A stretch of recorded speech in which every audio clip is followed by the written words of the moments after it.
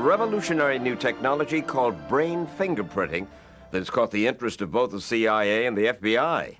It's the creation of Dr. Larry Farwell, a scientist from Iowa, who says that by analyzing the brain waves of a criminal suspect, he can tell whether or not that individual has committed a crime.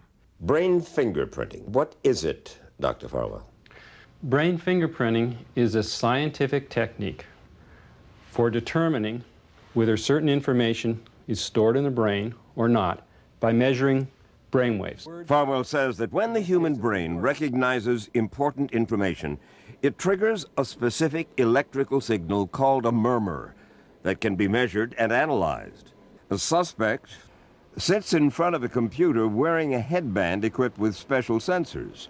Words and pictures flash briefly on the screen. Some of those words and pictures are relevant to the crime, say, for example, the name or the photograph of the victim or a photo of the murder weapon.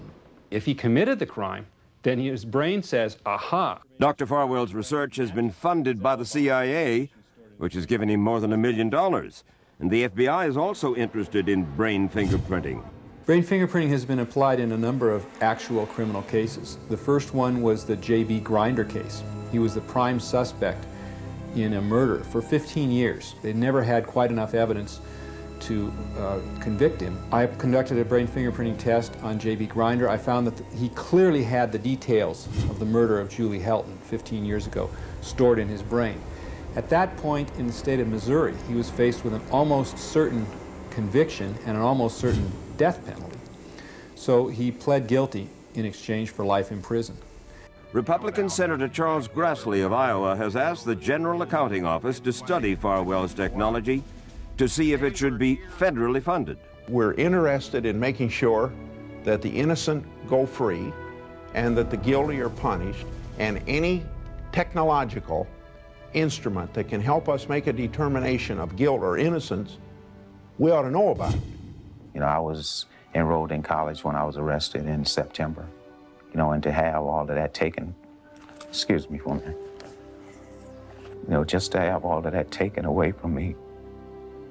Harrington has filed several appeals in his case. All have been rejected. So this year, when he heard about brain fingerprinting, he decided to file a new appeal. The brain never lies. If that information is stored in the brain, when that comes up in the screen, he'll recognize it, whether he's an honest person or not, whether he wants to or not. Do you believe that Terry Harrington is innocent?